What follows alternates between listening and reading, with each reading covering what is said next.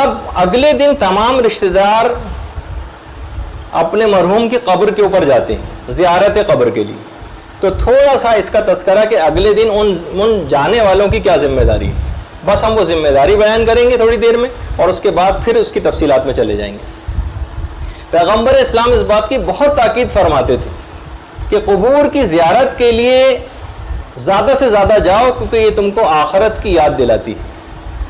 ان کو جا کر سلام کرو قبر کے مردوں کو، کیونکہ یہ تمہارے لیے درس عبرت کا باعث ہے. الخصوص اپنے والدین کی قبر کے اوپر جانا، الخصوص یا والدین میں سے کوئی ایک بھی اگر انتقال کر گیا ہو اس کی قبر پہ جانا، یہ نہ صرف کہ گناہوں کی بخشش کا باعث ہے، بلکہ فقط والدین کی قبر پر جانے کی وجہ سے ہی اس بیٹے کو صالح شمار کر لیا جاتا ہے. یہ نیک بیٹا ہے، یہ نیک بیٹی ہے، اس کو شمار خود بخود کر لیا جاتا ہے. یعنی صرف اور ایک ایسی چیز نہیں کہ ہم گھر بیٹھ کے بھی بہت سارے نیک اعمال ان کے لیے کر سکتے ہیں، نہیں، اس کی الگ سے تاکید ہے کہ ان کی قبر کے اوپر جایا جائے.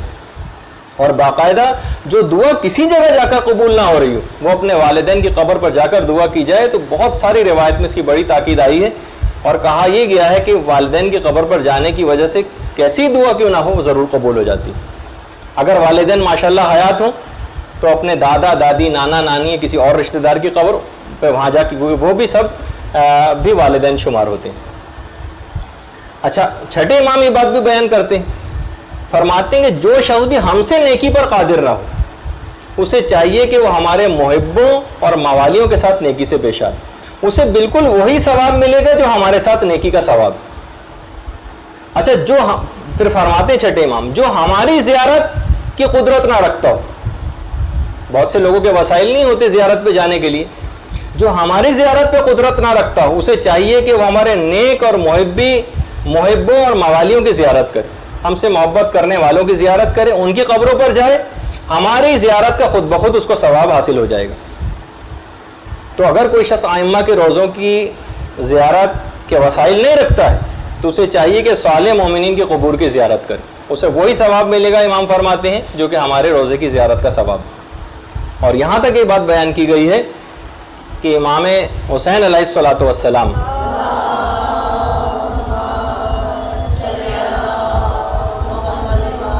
کہ امام عرش اعظم پر ہیں، لیکن ان کی نظر مبارک اپنی مجلس اعضاء میں شریک لوگوں اور ان کی قبر کی زیارت کرنے والوں کے اوپر. اگرچہ امام عرش اعظم پر فائز ہیں لیکن ان کی نگاہ ان کی مجلس اعضاء میں شریک لوگوں کے اوپر ہے اور ان کی قبر کی زیارت کرنے والوں کے لیے. اور شہید دست غیب تو یہاں تک کہتے تھے کہ اصل میں امام حسین اور اولاد زہرا کی قبور ان کے شیعوں کے دلوں میں، کہ ادھر ان کا نام آیا اور ادھر ان کی آنکھوں میں آنسو آ جاتے ہیں. اچھا، اب ایک سوال ایک راوی نے امام سے پوچھا اور یہ دماغ میں ایک سوال بھی اٹھتا ہے. محمد ابن مسلم چھٹے امام سے پوچھتے کہ مولا، جب ہم قبروں کی زیارت کے لیے جاتے ہیں تو کیا یہ جو مردے ہیں یہ اس سے باخبر ہوتے ہیں؟ کیا ان کو پتہ چلتا ہے کہ ہم ان کی زیارت کے لیے آئے ہوئے ہیں؟ امام نے فرمایا، ای واللہ، ہاں خدا کی قسم، وہ اس بات انہم لیعلمون بکم، وہ اس بات سے آگاہ ہوتے ہیں کہ تم ان سے ملنے کے لیے آئے ہو. ویفرحون بکم، اور وہ اس بات سے انتہائی خوشی اور فرحت محسوس کرتے ہیں کہ تم ان سے ملنے آئے ہو. ویستانسون الیکم، اور وہ اس بات سے مانوس ہو کر خوشی حاصل کرتے ہیں، تم سے مانوس ہو کر خوشی حاصل کرتے ہیں کہ تم آئے ہو. وسائل الشیعہ میں باقاعدہ یہ روایت ہے. اور خود ایک روایت تو وصیت کرتا ہوں اور تم یہ بات پلے باندھ لو، خدا تم کو اس کا فائدہ دے گا. وہ کیا ہے کہ قبرستان کی ہمسائیگی اختیار کرو، یعنی دوسرے الفاظ میں کہ قبرستان اکثر جایا کرو. آخرت کو تم اس بہانے یاد رکھو گے، دن میں بھی چلے جایا کرو، لیکن یہ بات یاد رکھو کہ رات کو قبرستان نہ جایا کرنا. مستدرک الوسائل کے اندر روایت ہے. اس بنا پر اکثر علماء نے عام مومنین کی زیارت، قبور کی زیارت کو رات کے وقت مکروہ قرار دیا، پیغمبر اسلام کی کیونکہ ممانعت تھی. البتہ معصومین کے روزوں کی زیارت وہ تو ہر وقت مستحب ہے، یعنی چاہے رات ہو چاہے دن ہو. اچھا، اب یہ سوال پیدا ہوتا ہے کیونکہ اپنے رشتہ دار کی قبر پہ جانا ہے، کب جائیں؟ دیکھیے، ویسے تو ہر وقت جا سکتے ہیں، یعنی کسی بھی دن چلے جائیں، لیکن خاص طور پر پیر کے دن اور جمعرات کے دن ذرا تاکید آئی. ایک تاکید جمعے کے دن کی بھی آئی ہے لیکن پیر اور جمعرات کی تاکید بھی ہے. اچھا جو وقت کون سا ہونا چاہیے جانے کے لیے؟ جمعرات کے دن تو عصر کا وقت ہونا چاہیے. عصر کا جو وقت فضیلت ہے وہ ہونا چاہیے، جو آپ کے دماغ میں ہوگا کہ عصر کا وقت فضیلت کب شروع ہوتا ہے.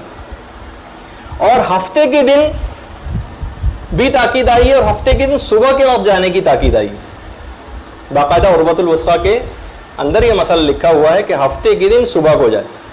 اچھا کون لوگ جائیں؟ ہماری فقہ کے مطابق مرد اور عورتوں دونوں کے لیے قبرستان جانا مستحب ہے، دونوں کے لیے. البتہ عورتوں میں بس دو احتیاطیں ہیں. ایک تو یہ ہے کہ وہ بے صبری کا مظاہرہ نہ کریں، اور صبر و تحمل کا اگر مظاہرہ کریں تو پھر عورتوں کے لیے جانے کی اجازت ہے. اور دوسری چیز یہ کہ اپنے پردے اور عفت کا مکمل خیال رکھتے ہوئے جائیں. اگر وہاں جا کے بے صبری کا مظاہرہ کر رہے ہیں اور اس قسم کے کلمات کہے جا رہے ہیں تو پھر عورتوں کے لیے مناسب نہیں کہ وہاں جائیں. لیکن بہرحال جس طریقے سے وہابیوں وغیرہ کا نظریہ ہے، ہماری فقہ کا یہ نظریہ نہیں ہے. عورتوں کے لیے بھی قبرستان جانا مستحب ہے اور مردوں کے لیے بھی. اچھا قبرستان جا کر کریں کیا؟ تو سب سے پہلی تو چیز یہ ہے کہ قبرستان میں جا کر مردوں کو سلام کریں. سلام کرنے کے بھی کئی طریقے روایات میں بیان ہوئے. السلام علی اہل الدیار من المؤمنین، یہ ایک سلام ہے جو کہ وہاں جا کر مردوں کو کیا جاتا ہے. سلام ہو اس سرزمین کے رہنے والے مومنین پر، خدا تم سے پہلے آنے والوں اور تمہارے بعد آنے والوں پر بھی رحمت نازل کرے، اور انشاءاللہ ہم بھی جلد تمہارے پاس پہنچنے والے ہیں. یعنی یہ جملہ جا کر ان کو مردوں کو مخاطب کر کے کہے. یہ بھی عروہ کے اندر باقاعدہ یہ پورا سلام لکھا ہوا ہے کہ مردوں کو کس انداز میں جا کر سلام کرے. اچھا جب قبر کے نزدیک پہنچ جائیں تو اس وقت بھی کیا پوزیشن آپ کی ہونی چاہیے، اس کی بھی خاص بات بتائی گئی. قبر کے قریب بیٹھنا مستحب ہے، کھڑے ہونا بھی البتہ جائز ہے. بیٹھنا مستحب ہے، کھڑے ہونا جائز ہے. اچھا بہتر یہ ہے اور مستحب یہ ہے کہ قبلہ رخ ہو کر قبر کی زیارت کی جائے. اچھا ہاتھ کو قبر کے اوپر رکھا جائے اور جتنی بھی پڑھنے والی چیزیں وہ قبر کے اوپر ہاتھ رکھ کر پڑھی جائیں. اس کی بڑی تاکید آئی ہے. کیا پڑھیں؟ اب اس کے متعلق بھی بہت ساری باتیں ہیں. ایک تو یہ کہ سورہ قدر کو 7 مرتبہ پڑھنا بہت ہی تاکید رکھتا ہے. سورہ انا انزلناہ فی لیلۃ القدر. 8ویں امام یہ بات بیان فرماتے ہیں کہ جو مومن بھی قبر کی زیارت کے وقت 7 مرتبہ اس سورہ کو پڑھے گا، پروردگار اس مردے کو اور زیارت کے لیے آنے والے دونوں افراد کو بخش دے گا. 7 مرتبہ جو شخص بھی سورہ قدر کی تلاوت کر دے گا. اچھا دوسری چیز سورہ قدر کے بعد آیت الکرسی پڑھنا، اس کا بہت ثواب ہے.